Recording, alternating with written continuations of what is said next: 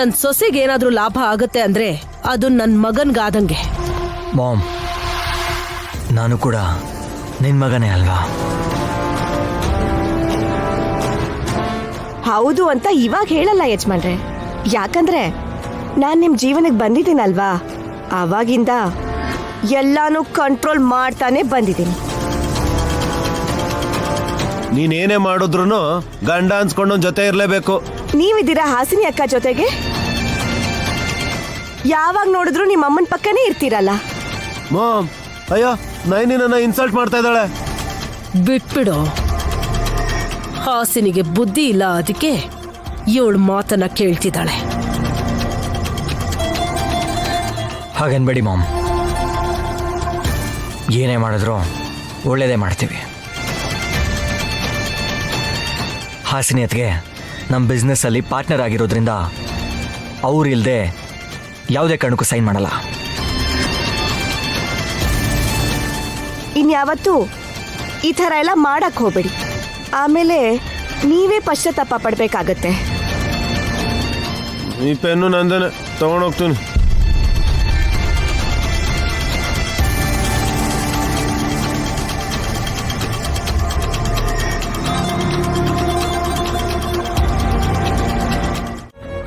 ಏನ್ರಿ ಹೇಳ್ತಿದ್ದೀರಾ? ಇದಕ್ ಸಿಗ್ನೇಚರ್ ಹಾಕೋ ಪವರ್ ನಿಮಗ್ ಕೊಟ್ಟಿದ್ದಾರಾ? ಅಯ್ಯೋ, ನೀನ್ ಆಸೆಗಿಷ್ಟು ಬೆಂಕಿ ಹಾಕ. ಹೇಳದನ್ ಪೂರ್ತಿ ಕೇಳಿಸ್ಕೊಳ್ದೆ ಯಾಕೆ ಅರ್ಜೆಂಟ್ ಮಾಡ್ತೀಯ ನೀನು? ಮತ್ ಏನು ಅಂತ ಸರಿಯಾಗಿ ಹೇಳ್ರಿ. ಇವತ್ತು ನೈನಿ ಅತ್ಗೆ ಪಂಚಕಮಣಿ ತರೋದಕ್ಕೆ ಅಂತ ಹೋಗ್ತಾ ಇದ್ದಾರೆ. ನಾಳೆ ಬೆಳಗ್ಗೆ ತಿಂಡಿ ಹೊತ್ತಿಗೆ ಬ್ರೋ ಕೈ ಕೂಡ ಸರಿ ಹೋಗಿ ಮೊದಲನೇ ತುತ್ತು ನೈನಿ ಅತ್ಗೆಗೆ ತಿನ್ಸ್ತಾನೆ. ಅದಾದ್ಮೇಲೆ ಗೋಲ್ಡನ್ ಪೆನ್ನಿಂದ ಫೈಲ್ಸ್ಗೆಲ್ಲ ಸೈನ್ ಮಾಡ್ತಾನೆ. ನೀವಿಷ್ಟು ಅಮಾಯಕರು ಅಂತ ನಾನು ಅನ್ಕೊಂಡೇ ಇರ್ಲಿಲ್ಲ. ಸಡನ್ ಆಗಿ ನನ್ ಮೇಲೆ ಯಾಕೆ ಕರ್ಣೆ ಬಂದಿದೆ ನಿಂಗೆ? ಇಲ್ಲ ಅಂದ್ರೆ ಇನ್ನೇನ್ರಿ, ಇನ್ನೂ ನಮ್ಮ ಅಕ್ಕ ಇಲ್ಲಿಂದ ಹೊರಟೂ ಇಲ್ಲ. ಅಲ್ಲಿಗೆ ಹೋಗ್ಬೇಕು ಅಂದ್ರೆ 6 ಜನ್ಮದಷ್ಟು ಧೈರ್ಯ ಹೊತ್ಕೊಂಡು ಅಲ್ಲಿ ಕಾಲಿಡ್ಬೇಕಂತೆ. ಚೆನ್ನಾಗ್ ಗೊತ್ತಿದೆ ನಿಂಗೆ. ನಿಮ್ ದೊಡ್ಡಮ್ಮ ಗಾಯತ್ರಿ ದೇವಿ ಅತ್ತೆ ಹೋದಾಗ್ಲೂ ಕೂಡ ಪಂಚಕಮಣಿನ ತಗೊಂಡ್ ಬರಕ್ಕಾಗ್ಲಿಲ್ವಂತೆ, ಗೊತ್ತಾ? ಅಯ್ಯೋ, ನಾನು ಹುಚ್ಚೆಂಟಿ ದೊಡ್ಡಮ್ಮ ತರ್ಬೇಕು ಅಂತ ಯಾವತ್ತೂ ಅನ್ಕೊಂಡಿರ್ಲಿಲ್ಲ. ನಿನ್ನಂತ ದುರಾಸೆ ಪಡೋರು ಅಲ್ಲಿಂದ ಒಂದ್ ಚಿಕ್ಕ ಕಲ್ ಚೂರು ತರಬಾರ್ದು ಅಂತ ಮಾನಸಾದೇವಿ ಅಮ್ಮನವ್ರನ್ನ ಬೇಡ್ಕೊಂಡು ಪೇಪರ್ಸ್ನ ಮುಚ್ಚಿಟ್ರು. ಹರ್ದು ಬಿಸಾಕೋದ್ ಬದ್ಲು ಯಾಕ್ ಮುಚ್ಚಿಟ್ರು? ನೈನಿಯತ್ಗೆ ಹೋಗ್ಬೇಕು ಅಂತ.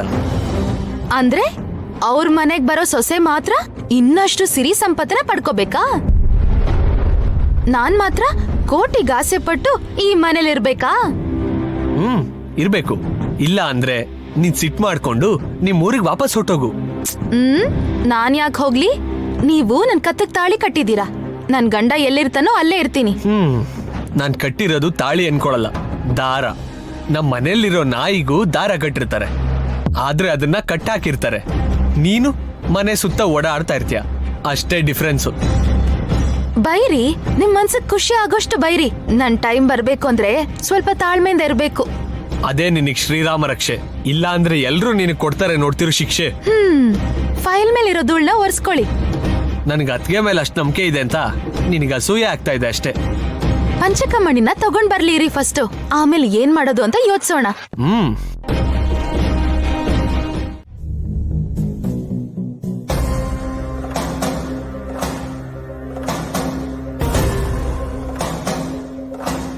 ಗುರುಗಳೇ, ಚೇಳ್ ಕುಕ್ಕಿದ್ರೆ ಯಾವ ಔಷಧಿ ಹಾಕ್ಬೇಕು, ಹೇಗ್ ಚಿಕಿತ್ಸೆ ಮಾಡ್ಬೇಕು ಎಲ್ಲ ಮಾಡಿದ್ರು ಕೂಡ ಏನು ಪ್ರಯೋಜನ ಆಗ್ಲಿಲ್ಲ. ನೋವು ಜಾಸ್ತಿ ಆಗಿದೆ ಅಂತ ಯಜಮಾನ್ರು ಸಂಕಟ ಪಡ್ತಾನೆ ಇದ್ದಾರೆ. ಈಗ ನೋಡಿದ್ರೆ ಆ ಕೈಗೆ ಸ್ವಾಧೀನ ಇಲ್ದಿರೋ ಹಾಗಾಗಿದೆ. ಚೇಳ್ ಕುಕ್ಕಿದ್ರೆ ಹೀಗೆಲ್ಲ ಆಗತ್ತಾ?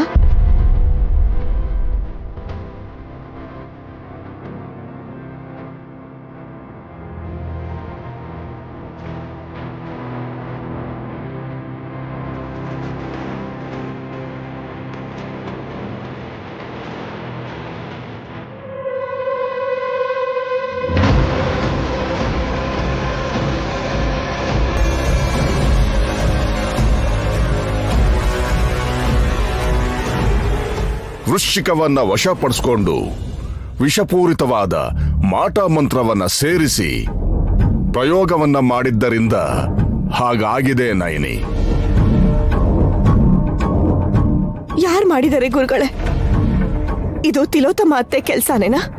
ಇವಾಗ್ಲೇ ಹೋಗಿ ಅವ್ರಿಗೆ ಸರಿಯಾಗಿ ಪಾಠ ಕಲಿಸ್ತೀನಿ. ಆವೇಶ ಪಡಬೇಡ ನೈನಿ. ಅವರ ದುರ್ಬುದ್ಧಿ ಬಗ್ಗೆ ನಿನಗೆ ಗೊತ್ತೇ ಇದೆಯಲ್ಲ. ನೀನೇ ಶಿಕ್ಷೆ ಕೊಡಬೇಕು ಅಂತಿದ್ರೆ ತಿಲೋತ್ತಮ ಯಾವತ್ತೋ ಕಣ್ಮುಚ್ಚಬೇಕಾಗಿತ್ತು. ಹೌದು ಗುರುಗಳೇ, ಗಾಯತ್ರಿ ಅಮ್ಮವ್ರ ಕೈಯಿಂದಾನೆ ತಿಲೋತ್ತಮ ಅತ್ತೆ ಪ್ರಾಣನ ತೆಗಿಬೇಕು ಅನ್ನೋ ಆಸೆಯಿಂದ ಇಷ್ಟು ದಿನ ನಾನು ಸುಮ್ಮನಿದ್ದೆ. ಆದ್ರೆ ನನ್ನ ಯಜಮಾನ್ರ ಪ್ರಾಣನ ತೆಗಿಯೋದೆ ಅವ್ರ ಗುರಿಯಾಗಿ ಇಟ್ಕೊಂಡಿದ್ರೆ ನೋಡ್ಕೊಂಡು ಹೇಗೆ ಸುಮ್ಮನಿರು ಅಂತೀರಾ?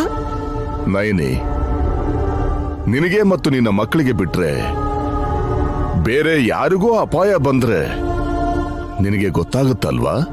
ಹಾಗಿರ್ಬೇಕಾದ್ರೆ ಈ ಸಲ ನಿನಗೆ ಅದು ಯಾಕೆ ಗೊತ್ತಾಗ್ಲಿಲ್ಲ ಅಂತ ಯೋಚಿಸಿದೀಯಾ? ಕೊನೆ ಆಗ್ತಿರೋ ಯೋಚನೆಗಳು ನನ್ನನ್ನು ಕಾಡಿಸ್ತಿದೆ ಅನ್ನೋ ಕಾರಣಕ್ಕೆ ನಿಮ್ಮನ್ನ ನೋಡೋದಕ್ ಬಂದೆ. ಎಲ್ರನ್ನೂ ಕಾಪಾಡ್ಕೊಳ್ಳೋ ನಾನು ನನ್ನ ಗಂಡನ ವಿಷಯದಲ್ಲಿ ಯಾಕೇನು ಮಾಡಕ್ಕಾಗ್ಲಿಲ್ಲ ಗುರುಗಳೇ. ನಿನಗೆ ವಿಶಾಲ್ಗೆ ಆಗೋ ಅಪಾಯದ ಬಗ್ಗೆ ಗೊತ್ತಾಗದ ಹಾಗೆ ದಾರಿ ತಪ್ಪಿಸಿದ್ದಾರೆ ನೈನಿ. ಹೌದಾ?